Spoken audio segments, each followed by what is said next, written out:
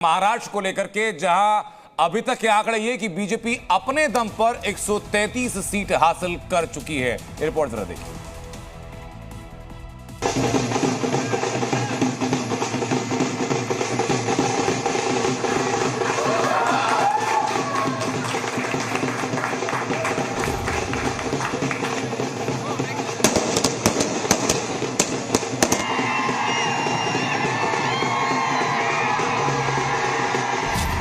महायुति की सुनामी, महाराष्ट्र की नई कहानी।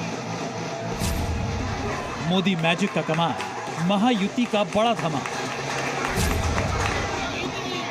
चल गया बटेंगे तो कटेंगे नैरेटिव, महाअघाड़ी चारों खाने चित।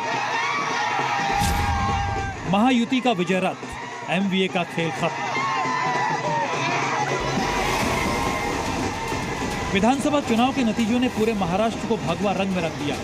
महायुति ने महाविकास अघाड़ी के खिलाफ ऐसी जीत हासिल की है जो इतिहास में दर्ज हो चुकी है। महाराष्ट्र की जनता ने बम्पर बहुमत के साथ महायुति के पक्ष में अपना फैसला सुनाया है। महायुति को रुझानों में बढ़त मिलते ही महाराष्ट्र से लेकर दिल्ली तक जश्न का दौर शुरू हो गया। जमकर पटाखे फोड़े गए, खूब ढोल नगाड़े बजे। फडणवीस के घर से लेकर उनके दफ्तर तक, शिंदे के आवास और उनके ऑफिस में भी खूब आतिशबाजी हुई। अजित पवार के समर्थक भी जोश से भरे नजर आए। महाराष्ट्र के सीएम एकनाथ शिंदे ने तमाम वोटर्स का शुक्रिया अदा किया और कहा कि यह प्रचंड जीत है। शिंदे ने कहा कि हमें सभी वर्गों का वोट मिला है। हमें ऐसी जीत मिली है जो न भूतो न भविष्यति। महाराष्ट्र के तमाम मतदाताओं को बहुत बहुत धन्यवाद देता हूँ, उनका अभिनंदन करता हूँ, क्योंकि ये विक्ट्री जो है ये लैंडस्लाइड विक्ट्री है। ये मैंने कहा था कि महायुति को थम्पिंग मेजोरिटी मिलेगी। सभी वर्ग जो है, सभी वर्ग को मैं धन्यवाद देता हूँ कि उन्होंने ऐसी विजयश्री प्राप्त कर दी है कि न भूतो न भविष्य तो ऐसी विक्ट्री जो इस बार मिली है। इस बार महाराष्ट्र में जिस तरह से महायुति ने प्रदर्शन किया है उसकी उम्मीद किसी को भी नहीं थी। महाराष्ट्र में बीजेपी और उनके सहयोगी दलों की ऐसी ऐतिहासिक जीत ने राजनीति में नया अध्याय जोड़ दिया।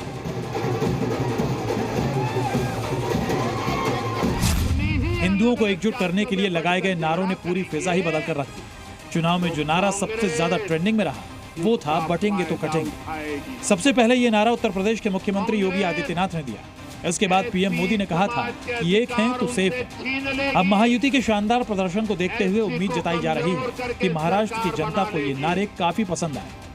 यही उसकी चाल है, बटेंगे तो कटेंगे, एक है तो सेफ है। बम्पर जीत के बाद बीजेपी नेता और बीजेपी के शानदार प्रदर्शन के सूत्रधार कहे जा रहे देवेंद्र फडणवीस ने भी पोस्ट किया, जिसमें उन्होंने लिखा कि एक है तो सेफ है, मोदी हैं तो मुमकिन है।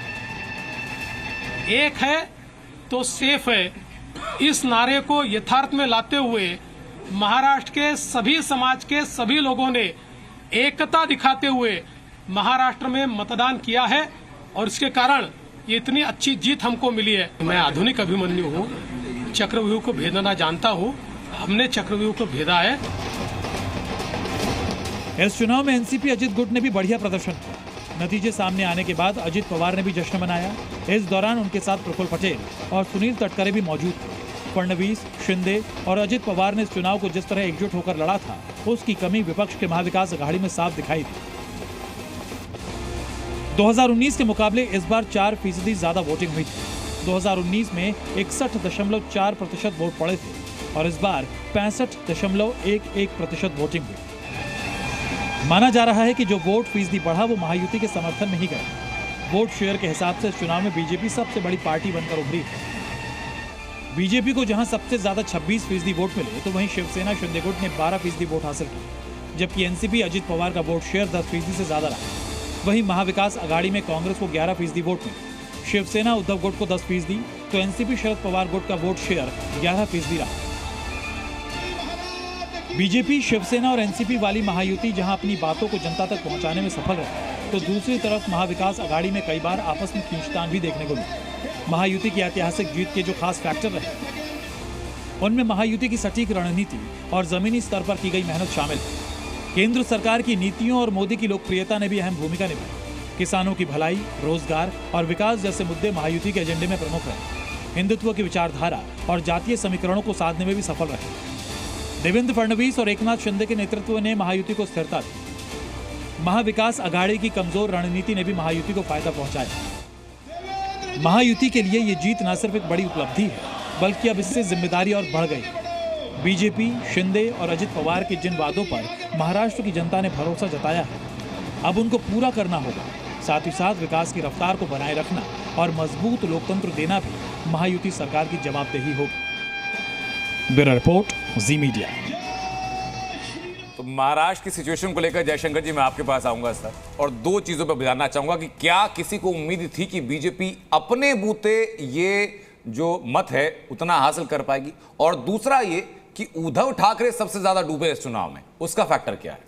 नहीं, ये तो मुझे लगता है कि भाजपा के लोगों को भी शायद उम्मीद नहीं रही होगी कि इतनी सीटें मिलेगी महायुति को या बीजेपी को, इतनी सीटें एक साथ मिलेगी जी। तो ये तो उनको भी उम्मीद नहीं रही होगी। ये थोड़ा सा अप्रत्याशित है। इस तरह का चुनावी नतीजा हमने देखा था 1984 में, जब सब लोग लिख रहे थे, हम लोग भी उसमें रिपोर्ट कर रहे थे, रविवार पत्रिका के लिए मैं काम कर रहा था उस समय। सब लोग लिख रहे थे साहब इसके बीच की लड़ाई है, ये जाती है वो जाती है, और पता लगा जब मतपेटियाँ खुली तो राजीव गांधी की कांग्रेस को 414 सीटें मिली थी जी, और भाजपा सिर्फ 2 सीटों पे सिमट गई थी।